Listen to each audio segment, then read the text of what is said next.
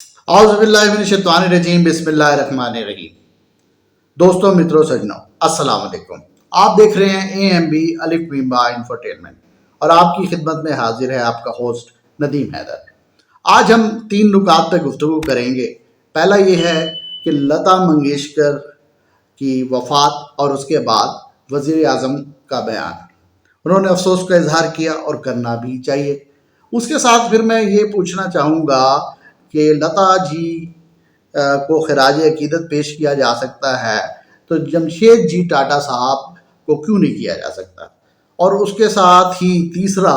جو نقطہ ہے جس کے اوپر ہم نے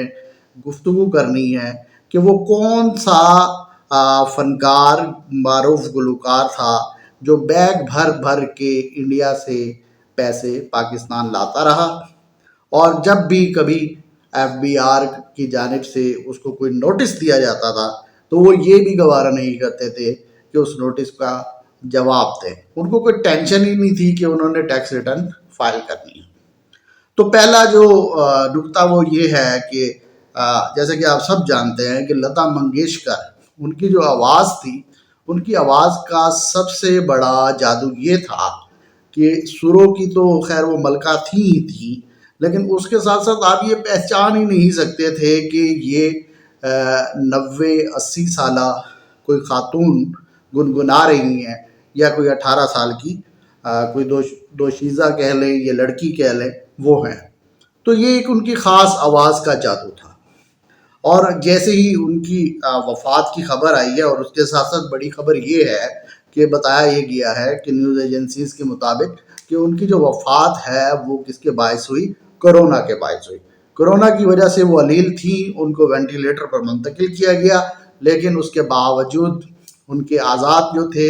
وہ کام کرنا چھوڑتے گئے اور آخر کار وہ اس دنیا فانی سے کچھ کر گئی۔ اب وزیر اعظم صاحب کا حق بنتا ہے، اور میں تو یہ سمجھتا ہوں کہ حق کے ساتھ ساتھ یہ ان کا فرض بنتا ہے کہ اتنی بڑی برے صغیر کی کوئی بھی شخصیت اس دنیا سے چلی جائے تو ٹھیک ہے، کنڈولنس کا پیغام جانا چاہیے۔ لیکن مجھے یہ دیکھ کر خاصا دکھ ہوا، افسوس ہوا کہ جب میں نے ان کا ٹویٹر ٹرینڈ جا کر آن کیا، دیکھا کہ وزیر اعظم صاحب کی طرف سے ایک بڑا جو ہے وہ پیغام دیا گیا ہے، اور یہ پیغام آپ بھی دیکھ سکتے ہیں اپنی اسکرین پر کہ اب اس پیغام کے اندر کہیں پر آپ کو ایسا نہیں لگتا کہ مقصد ہے کوئی ایسی بات کی گئی ہو کہ فیورٹزم دکھائی گئی ہو۔ ایک نہایت نپے تلے الفاظ کے اندر میں نے یہ ٹویٹ دیکھا ہے، اور بڑا مناسب ٹویٹ تھا اور ہونا بھی چاہیے تھا۔ لیکن جو اگینسٹ لوگ ہیں وہ جو جس طریقے سے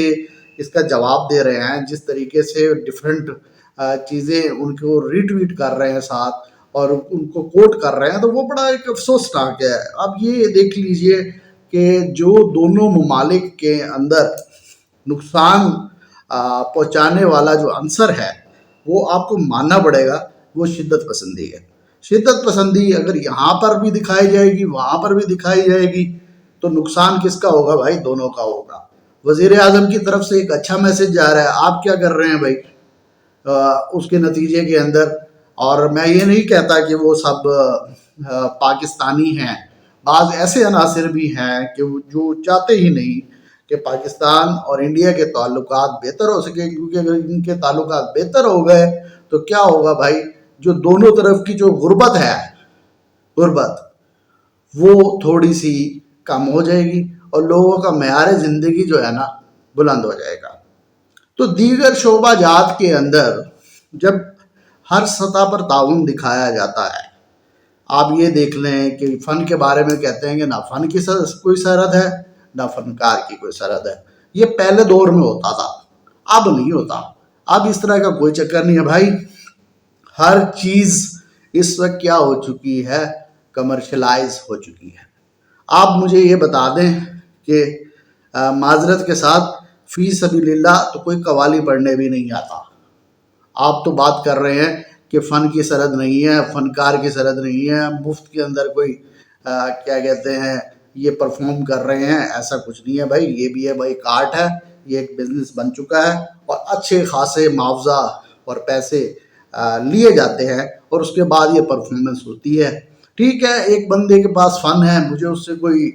لینا دینا نہیں ہے، اگر وہ اپنی آرٹ کے لوگوں کو خوش کرنے کے بدلے جو ہے اگر وہ معاوضہ لے رہا ہے تو ٹھیک ہے بھائی۔ تو سوال یہ ہے، میں یہ آپ سے بار بار ایک سوال کر رہا ہوں، یا تو مجھے کوئی ایک ایگزامپل ایسی دے دیں کہ ان جو رولز اینڈ ریگولیشن دونوں جانب سے، میں تو یہ کہوں گا کہ دونوں جانب سے جو اپنائے جا رہے ہیں، خاص طور پر تجارت پہ جو پابندیاں ہیں، اور یہ کہاں دنیا میں آپ کو نظر آئے گا؟ کون سی ایک مجھے ایک سنگل ایگزامپل دے دیں کہ کسی ملک نے ترقی کی ہو اور اس کی اکانومی بہتر ہوئی ہو اور اس نے اپنے پڑوسی ملک سے کیا سرحد پر نو ٹریڈ کا بورڈ لگا دیا کہ بھائی ٹریڈ نہیں ہونی۔ اب اس میں ایک بڑی وجہ جو ہے تو وہ جو ہے بظاہر نظر بھی آتی ہے اور سب لوگ جانتے بھی ہیں کہ وہ کیا ہے، مودی سرکار اور RSS کی سوچ۔ کیوں؟ عمران خان کی تو سوچ ہی یہ نہیں ہے۔ آپ عمران خان صاحب سے لاکھ اختلاف کر لیں، میں خود بڑا کریٹیسزم کرتا ہوں، مجھے کوئی پوائنٹ مل جائے، ہیلتھ کا ایشو مل جائے، تعلیم کا ایشو مل جائے، میں بالکل نہیں کوئی یہ سمجھتا کہ مجھے کسی قسم کی رعایت کی جائے، لیکن عمران خان صاحب کی زندگی دیکھ لیں، ان کا کرکٹ دیکھ لیں، ان کے دوست دیکھ لیں، ان کی سوچ دیکھ لیں، انہوں نے حکومت میں آنے کے بعد ان کا جو میسج تھا وہ دیکھ لیں، کیا تھا کہ بھائی بس کرو، اس سے آپ کو کچھ نہیں ملے گا، یہ پورے خطے کو آپ کس کی طرف لے کے جا رہے ہو؟ غربت کی طرف لے کے جا رہے ہو۔ اور اب وہ چیزیں نہیں رہیں جو آپ روایتی ایک دشمنی کو لے کر چلنا چاہتے ہیں۔ تو میں پھر یہی تو کہہ رہا ہوں کہ آپ اتنے بڑے فنکار کو خراج تحسین جہاں پر دے رہے ہیں، جمشید جی ٹاٹا کب کے ہیں؟ یہ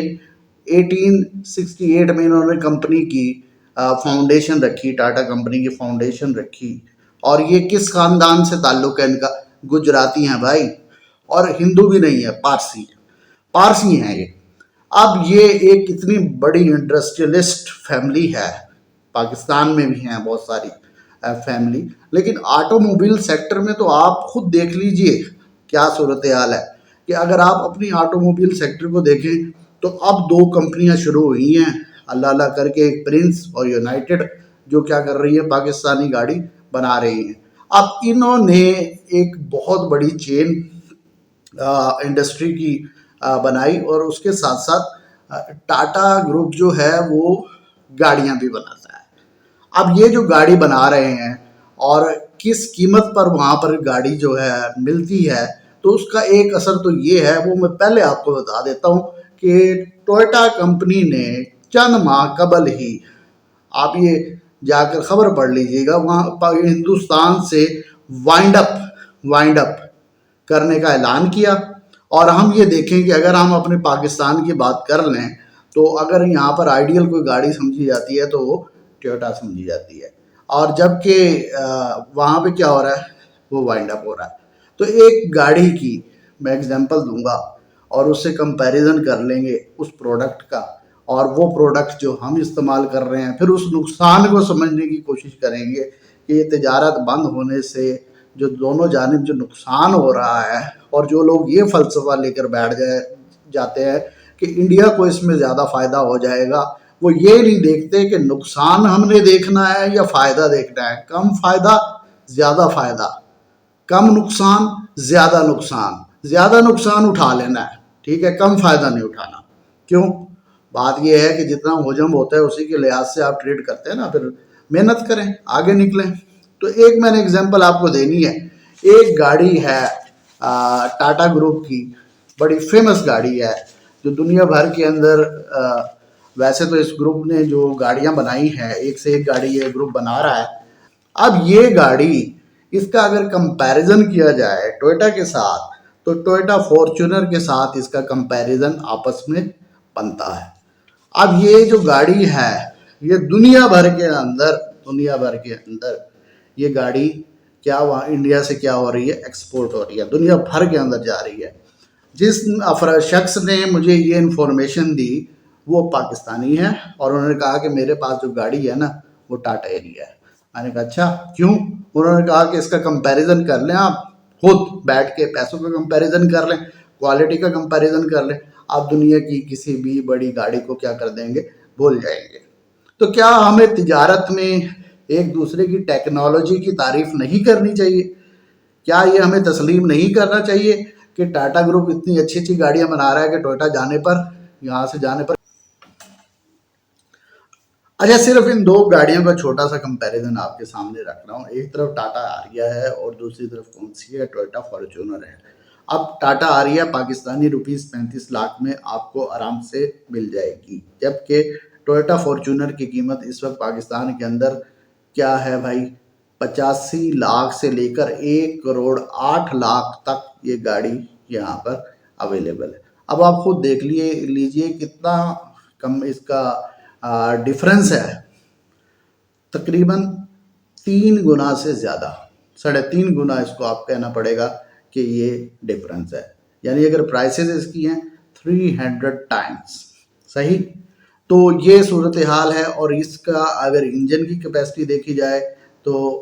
2649 سی سی یعنی 2694 سی سی جو ہے ٹوئٹا فارچونر ہے، اور جبکہ یہ دوسری جو ٹاٹا آریا گاڑی ہے یہ 2179 سی سی گاڑی ہے، 4 سلنڈر ہے دونوں،